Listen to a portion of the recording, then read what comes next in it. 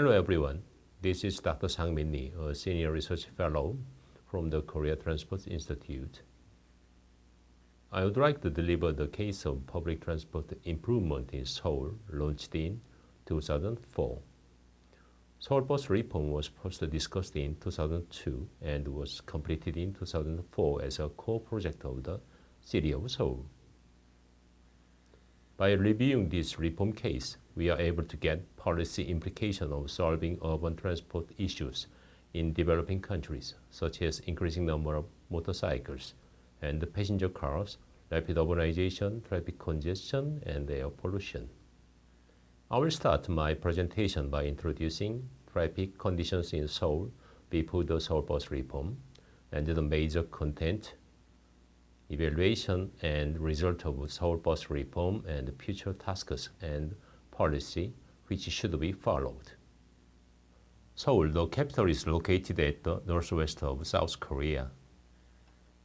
Approximately 22% of the entire South Korean population reside in Seoul, and if including metropolitan area, its residents account for 50% of the entire pollution.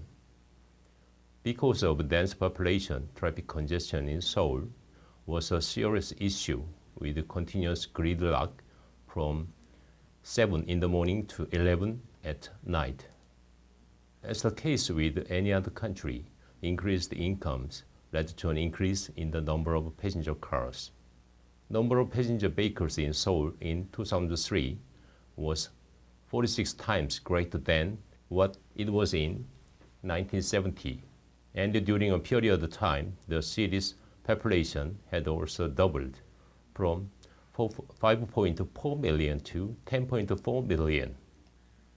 Bus and the urban railway were the major public transport mode in Seoul, but they were insufficient to match the increasing population and transport demand. Bus had been a major public transport mode from 1970s to 1980s because of increasing passenger cars and urban railway infrastructures. Bus started to lose competitiveness from 65% of modal share in late 1980s to 26% in 2002.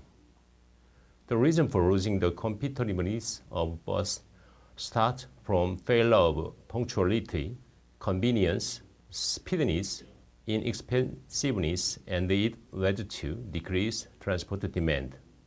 Let's look at this problem in detail. First, decreased profitability of bus companies led to poor quality of transport service. Second, excessive competitiveness among bus companies caused reckless bus operation, leading to traffic accidents and uncomfortable riders.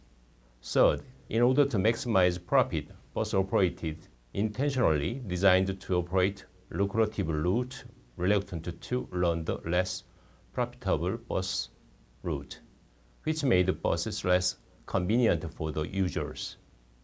Briefly reviewing past transport-related policies during the 1890s, the policies were focused on increasing the road capacity to match the increased use of private transport. During the 1990s, policies were focused on urban railway. Now in 2000s, integrated public transport system receive attention from the point of improving efficiency and convenience of public transport with easy accessibility and service and facilitating transfer between buses and urban railways. The diagram on slide provides an overview of the change in Seoul transport policies. You can see how it has changed at a glance. Now, we will look at the public transportation reform process in detail. The Seoul bus reform started by solving the problems causing greatest inconvenience to Seoul and users. There were four large purposes. First, to change the bus route, not bus company oriented but user oriented ones. Second, to solve tardy, slow, irregular bus operation to become punctual and accurate operation. Third, to improve the quality of the service by making the bus more present and eco-friendly. And finally, to change the management system to make it become more transparent and efficient.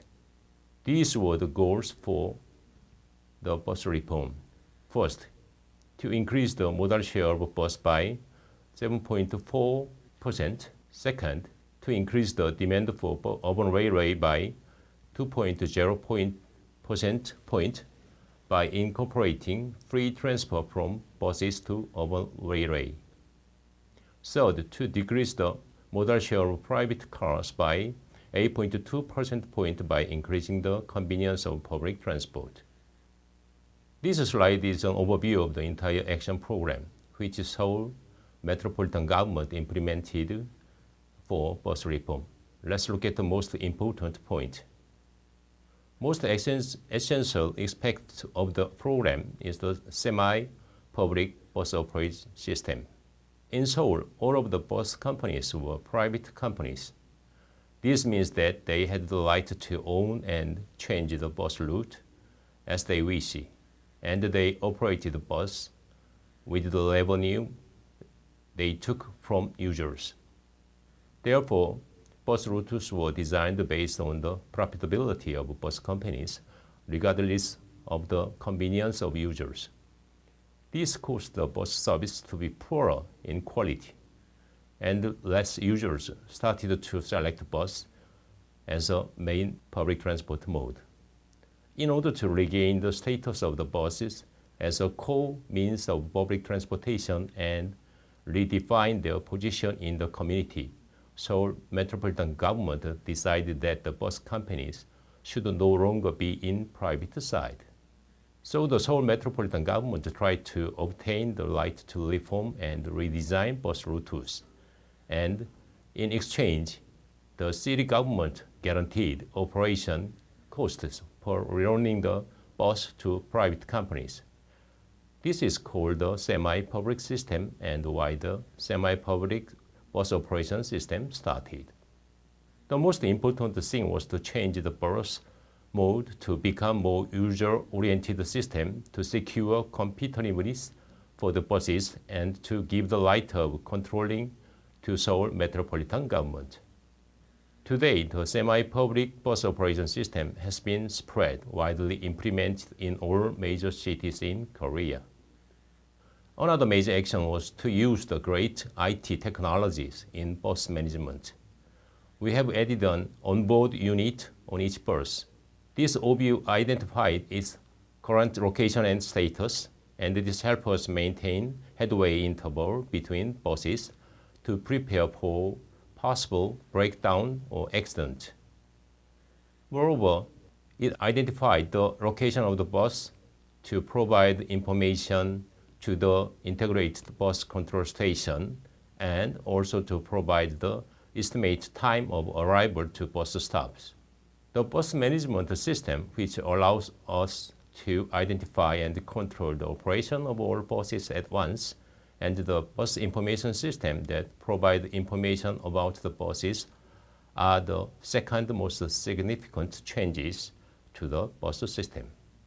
The bus management system made it possible for bus drivers to control the headway between buses and to enable users to provide the information of arrival time.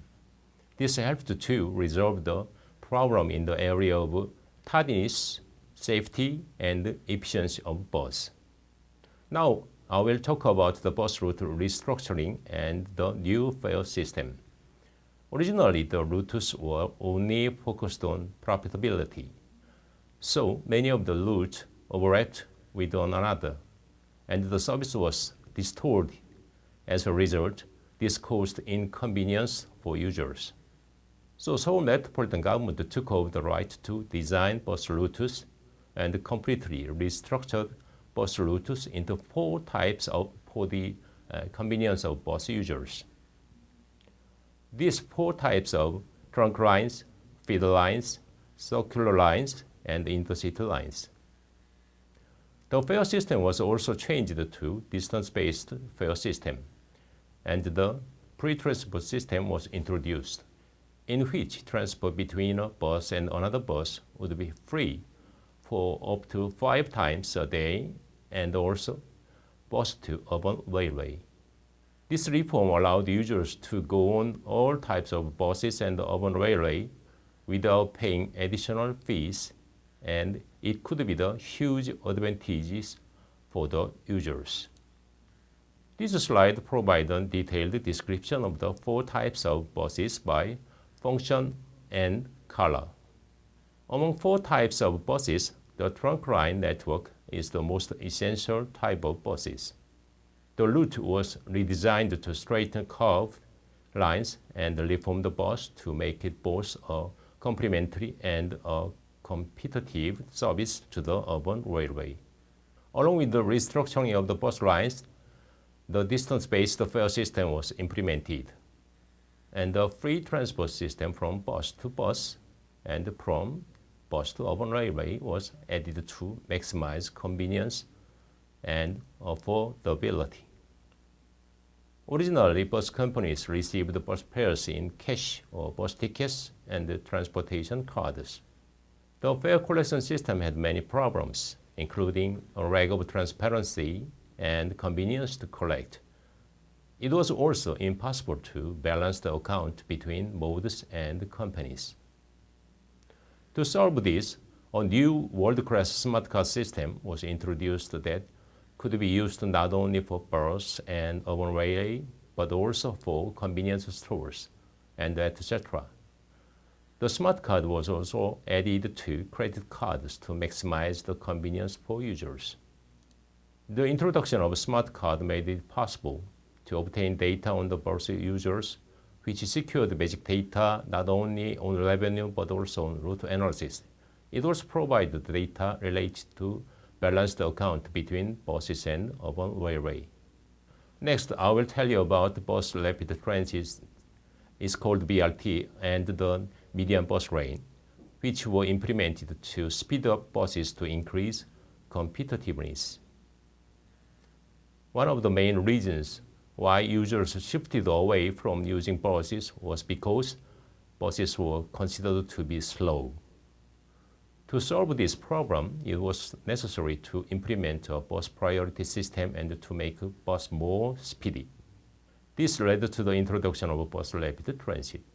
In order to set the BRT, a priority signal system was added to increase speed, competitiveness, and secondly, a median bus exclusive lane was added to secure punctuality and speed.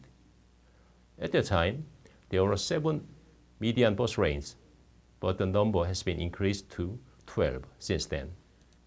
I talk about the several key features of public transportation reform of Seoul City, but there were also other initiatives that were part of Seoul bus reform. One is that public transport centers were instead installed at major transportation points to make transfers between various means of transportation more convenient. Also, there are numerous transit-oriented facilities developed to maximize efficiency of the city landscape and increase accessibility of public transportation. This facility is called as TDM and TOD. We'll go over the effect of the bus reform. The detailed result of the BRT and the median bus lanes are as follows.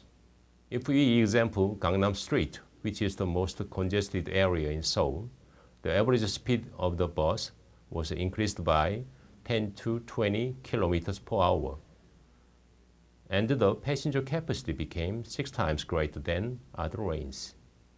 At the same time, the operation time for the bus on median lane was 5 times less than buses on other lanes.